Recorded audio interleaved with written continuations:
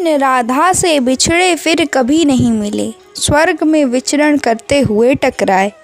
अचानक से एक दूसरे के सामने आ गए, विचलित से कृष्ण और प्रसन्नचित्त सी राधा। कृष्ण इसलिए विचलित थे क्योंकि प्रेम से अलग होकर गए थे। राधा इसलिए प्रसन्नचित्त थीं क्योंकि प्रेम में डूबी हुई थीं। राधा मुस्कुराई, कृष्ण सकपकाए। इससे पहले कुछ बोल पाते बोल उठी राधा। कैसे हो द्वारिकाधीश?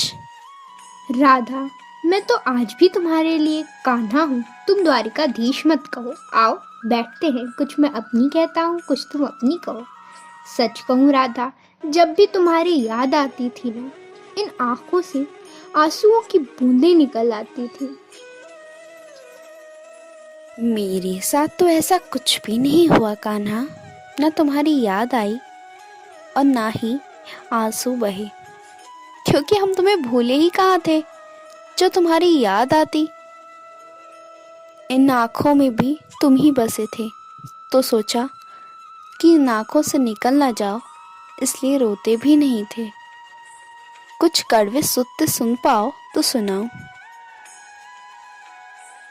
तुमने कान्हा से द्वारिकाधीश बनने पर, प्रेम से अलग होने पर क्या खोया, उसका एक आईना दिखाऊं? कृष्ण, कभी सोचा है कि तुम इस तरक्की में कितना पिछड़ गए हो? जमुना के मीठे पानी से जिंदगी शुरू की और समुद्र के खारे पानी तक पहुंच गए। एक उंगली पर चलने वाले सुदर्शन चक्र पर विश्वास कर लिया और 10 उंगली पर चलने वाली बांसुरी को भूल गए। कृष्ण, जब तुम प्रेम से जुड़े थे तब वही उंगली गोवर्धन पर्वत उठाकर लोगों को विनाश से बचाती थी, और आज वही उंगली क्या क्या रंग दिखाने लग गई है, लोगों के विनाश के काम आने लग गई है। अंग वही होता है, पर जब प्रेम से जुड़ता है तो विकास करता है, और जब प्रेम से अलग होता है तो विनाश करता है। कृष्ण और द्वारिकाधीश में क्या अंतर है, ये मैं तुम्हें बताऊं। कृष्ण होते तो सुदामा के घर जाते, सुदामा तुम्हारे घर नहीं आता। तुम तो कलाओं के स्वामी थे, गीता जैसे ग्रंथ के दाता हो, नीति निर्माता हो, धर्मशास्त्र के जानकार हो, लेकिन तुमने महाभारत के युद्ध में क्या निर्णय लिया?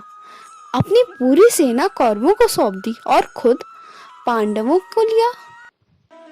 सेना तो प्रजा होती है ना, राजा उसका पालक होता है, रक्षक होता है। आप जैसा महाज्ञानी उस रथ पर बैठा था जिस रथ पर बैठा अर्जुन आपकी प्रजा पर तीर चला रहा था। अपनी प्रजा को मरते देख आप में करुणा नहीं जागी, क्योंकि आप प्रेम से शून्य हो गए थे। प्रेम और युद्ध में यही फर्क होता है। युद्ध में आप मिटा कर जीतते हैं और प्रेम में मिट कर जीतते हैं। आज भी धरती पर जाकर देखो, अपनी द्वारिकाधीश वाली छवि को ढूंढते रह जाओगे। घर घर में, हर मंदिर में मेरे साथ खड़े नजर आओगे। आज भी लोग गीता ज्ञान की बात करते हैं, उसका नित्य नियम पाठ करते हैं, पर धरती पर जाकर देखो, आज भी लोग युद्ध वाले द्वारिकाधीश को नहीं, प्रेम वाले कान्हा पर भरोसा करते हैं। और जिस गीता में मेरा दूर दूर तक नाम भी नहीं है, आज उसके समापन पर भी राधे राधे कहते हैं। अंतिम सत्य सिर्फ प्रेम है। आशा करती हूँ कि आपने इस प्रसंग से बहुत कुछ सीख कर लिया होगा। वैसे तो हमें नहीं पता कि प्रसंग कितना सच और कितना झूठ है, किंतु हमें जहाँ से भी अच्छी बातें सीखने को मिले हमें उससे तुरंत ही सीख लेनी चाहिए।